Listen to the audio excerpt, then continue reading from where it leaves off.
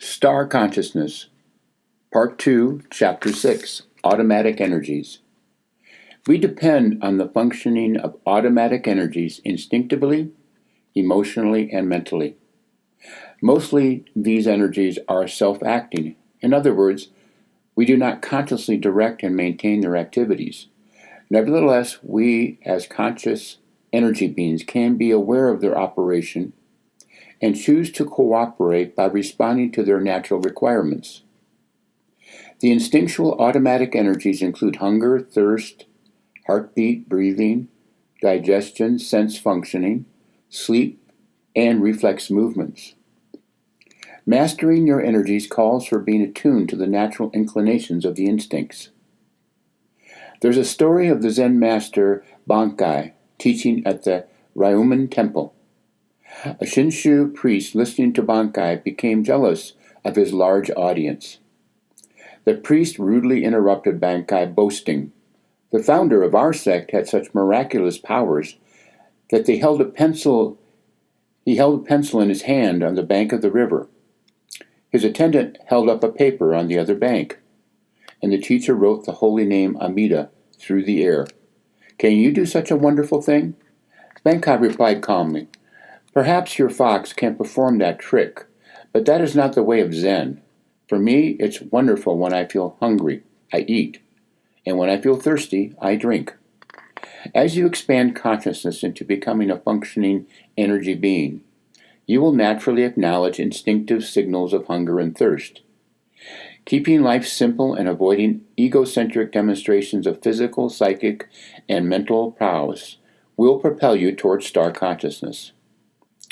Until the advent of the 21st century and the rise of digital technologies, automatic energies were usually kept private. Unless you were an empath, you were not aware of another's instinctual, emotional, or mental activities. For millennia, the emphasis was on keeping these automatic energies to oneself. Cultural beliefs, values, mores, customs, and traditions often gave rise to and reinforced privacy, saving face, secretiveness, keeping a poker face, etc. Today, technologies know what you're internally experiencing. Exercise machines monitor your heart rate, smartphone apps track the distance you walk each day, and ubiquitous cameras capture actions and words otherwise kept private. Neuroscientist Poppy Crum gave a TED Talk where she said, "Technology has become incredibly intelligent and already knows a lot about our internal states." During the talk, she gave 4 examples of current technologies that appear to expose or makes you aware of your inner automatic energies. Dr. Crum calls them empathetic technologies. The 4 she mentions in the talk are microexpressions, pupil dilation, infrared thermal imaging, and breath chemistry. Microexpression can be detected by a computer software program that measures the slightest changes in facial expressions. It can tell the difference, for instance, between a real smile and a fake one. The automatic nervous system drives your pupils to dilate and contract based on your cognitive effort. Crum says, "We know this from neuroscience. The pupil doesn't lie. It is truly a window to the internal workings of the brain-mind continuum."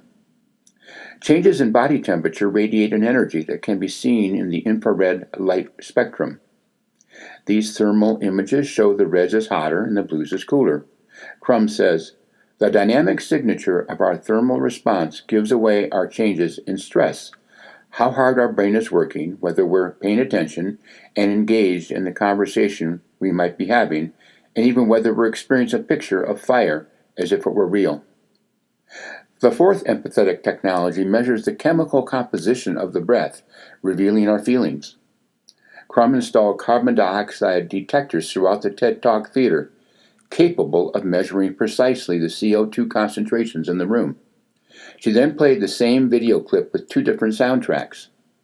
An image of a man standing at a window has an audio of eerie music followed by a woman screaming. The same video played with cheerful music and a woman laughing. As you might have guessed, the CO2 levels went up with the first suspenseful clip and went down with a more joyful soundtrack. Crum emphasized, we broadcast a chemical signature of our emotions. Wittmann, in his book The Seven Initiations, echoes Crum's research. Letting go of sense-based objective identifications eliminates feeling ashamed, living in self-censorship, and caring about the opinions of others. You realize you are an illuminated billboard. Thus you work to eliminate and transmute the negative content of the psyche. What is an emotion? It is an automatic, visceral reaction to a person, place, event, word, image, or thing. Some emotional reactions are low on the emotional Richter scale. Others are more seismic. A highly functioning energy being is conscious of the scope of emotional reactions and learns to register but not react, transforming emotional energies into fuel for evolving star consciousness. While attending the University of Nevada pursuing a doctorate in education, I heard about an opportunity to study Spanish in Costa Rica during the summer break. I applied. I was accepted and enrolled in Spanish Language College in Punta Arenas, Costa Rica, located on the Pacific Ocean beach. My emotional reactions were positive and eager, anticipating a wonderful experience. Before leaving, I needed to make sure I was enrolled for the fall semester. I met with an enrollment counselor in order to get that done. At the end of the meeting, he assured me I was enrolled for fall. Everything was taken care of. A couple weeks later, while studying Spanish in Costa Rica, I received an email from the university warning me that if I didn't enroll by a certain date, I would miss the fall semester and lose my scholarship. A seismic emotional reaction registered high on the Richter scale. I was consumed by emotional energies. The gap between what I believed to be the case and what was now apparently a new circumstance opened an uncontrolled emotional eruption. Anger, fear, revenge, despair, depression, hatred flowed like molten emotional lava. I was up all night, gripped by the emotional firestorm. I made up numerous negative scenarios. I plotted how I would sue the enrollment counselor and get him fired. The fear of the unknown possibilities had me wondering what I was going to do. The next morning, thoroughly drained and exhausted, I walked along the beach to school. The front desk person said hello and asked me how I was doing. Buenos dias, ¿cómo está? I told her what happened. She responded by saying she would look into it for me. After class, I stopped back to see her. She informed me that the problem was solved. The email had been a mistake. What a lesson. Register but don't react. Pause, count to 10, breathe. It's wise to harness your automatic emotional energies.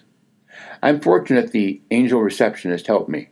If I had acted on my delirious insanity, I may have jeopardized enjoying Costa Rica and my studies by doing something reckless and regrettable. Automatic emotional energies cannot be separated from automatic mental energies.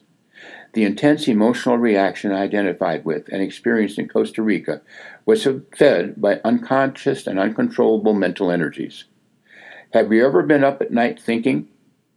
When you practice self-observation and self-reflection, take careful notice of what you automatically are thinking about. Do you think in words? Do you think in images? Do you think about work, relationships, family, health, pressing problems, etc.?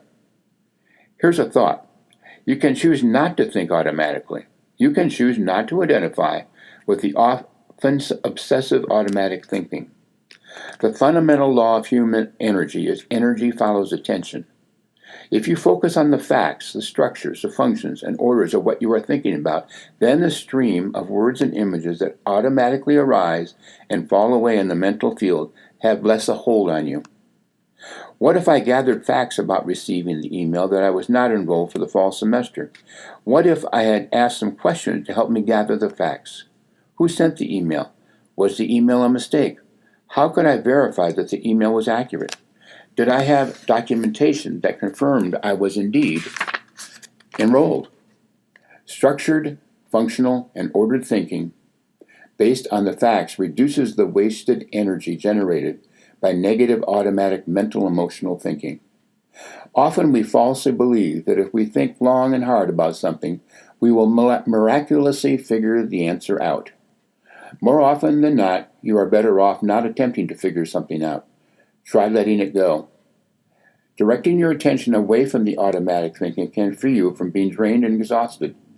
This may allow the facts to present themselves through serendipity, synchronicity, and intuition.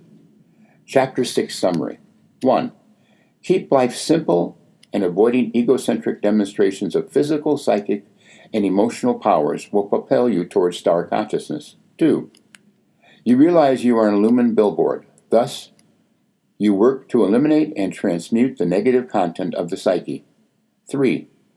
A highly functioning energy being is conscious of the scope of emotional reactions and learns to register but not react, transforming emotional energies into fuel for evolving star consciousness. 4. Structured, functional, and ordered thinking based on the facts reduces the wasted energy generated by negative, automatic, mental, emotional thinking. And 5. Directing your attention away from automatic thinking can free you from being drained and exhausted. This may allow the facts to present themselves through serendipity, synchronicity, and intuition.